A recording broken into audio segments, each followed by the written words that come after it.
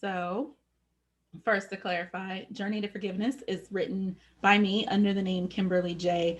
It has poetry in it, but it's not a poetry book. It's actually a 30-day devotional. Um, and I am really working with my kids to know that this land isn't ours. So we have started recognizing the land that we stand on. So I would like to recognize the first people that were on this land and own this land, the Powhatan tribe. And this poem is not directed to anybody in this room. So, okay, I'm going to start.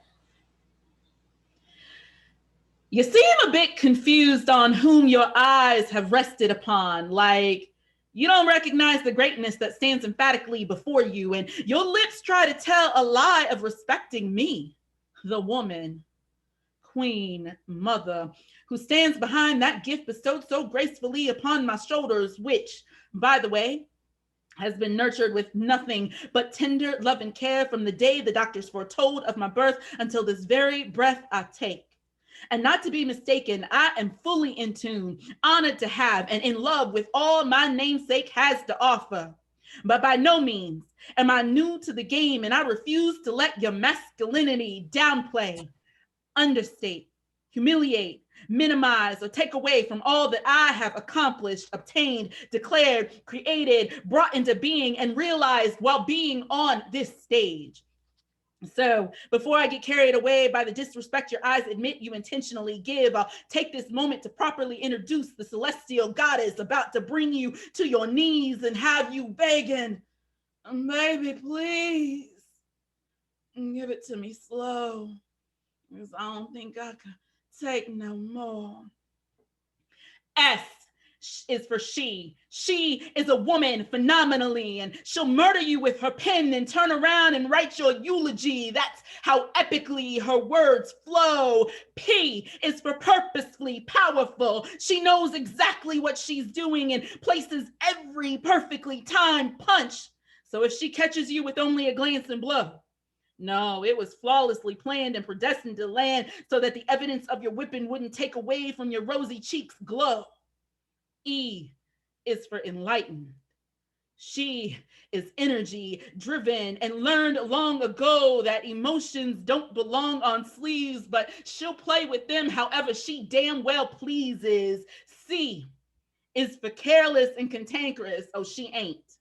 But she is captivating, calm, cool, and collected. She'll have you salivating with her take charge, domineering, and you'll understand that where anywhere she goes, you'll go, because whatever she is a worthy cause. I is for intimately open with her affection.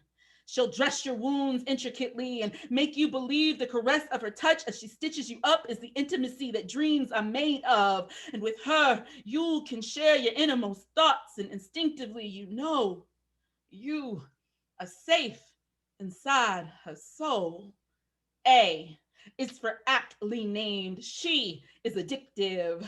You'll willingly offer up your ear in the name of getting your next fix. You'll crave her words and smile as they spill over and flow into every crook and cranny. Your lips will turn up just a bit more and smile in awe as her melodies sprinkle you with her heavenly drip. And it's an IV you won't ever want taken away. L is for luxury.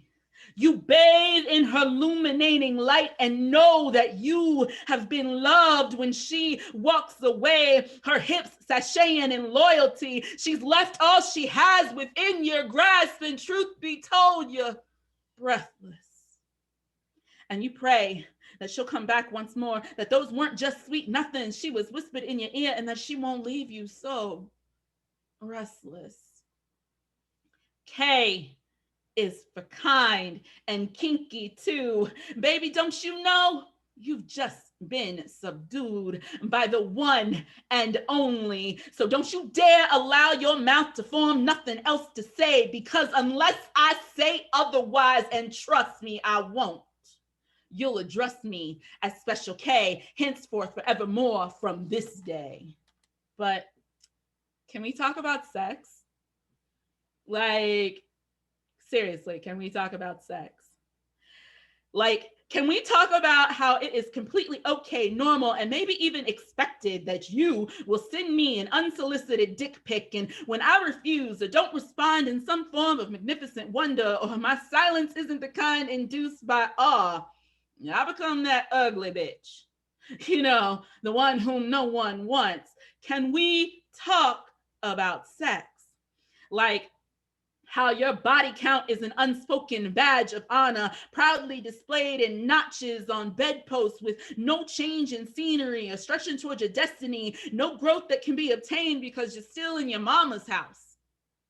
But when I point that out, I'm uppity or think I'm too good for regular dudes like you. Can we talk about sex?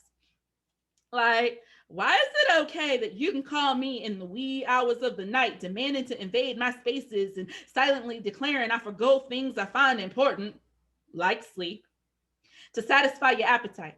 But there's never any question of whether I'm hungry or if it's you I'm actually tasting for. Can we talk about sex? Like, why is it my job, duty, and obligation to ensure you reach ultimate completion when you seem to have forgotten that you invited me along on this romantic ride for two, and that it was you who opted to take the scenic route and not hire things out to your hand at your right or your left? Can we talk about sex?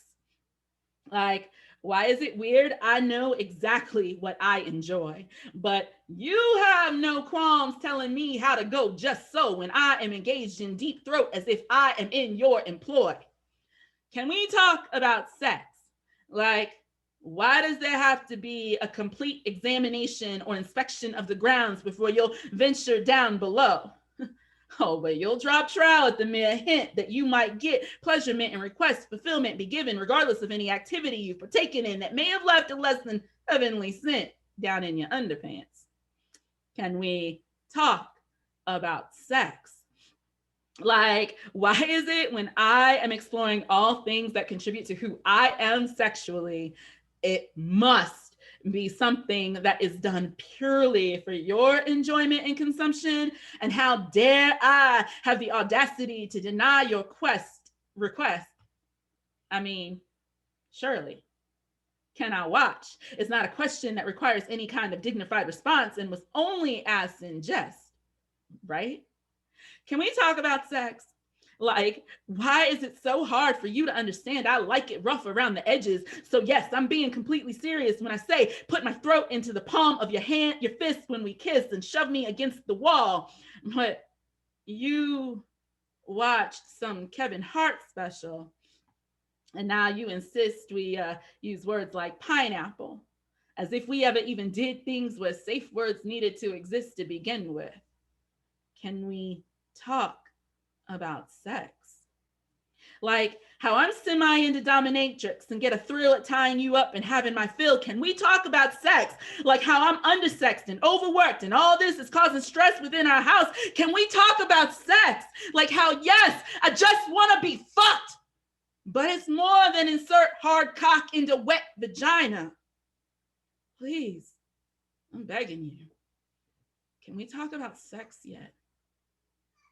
And do you guys know, a few weeks ago, I had this conversation, but if I'm being honest, it was more like a confrontation.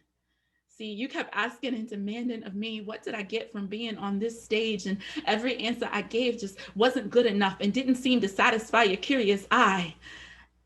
And I began to wonder if this were the place where you determined if I was qualified to share the light with the likes of you. And I went home that night and I knew that I had to break up with words because I didn't sign up to be your player number two in this unforeseen game with its ever-changing rules. But come morning's light, I realized I could stop breathing easier than I could walk away from words.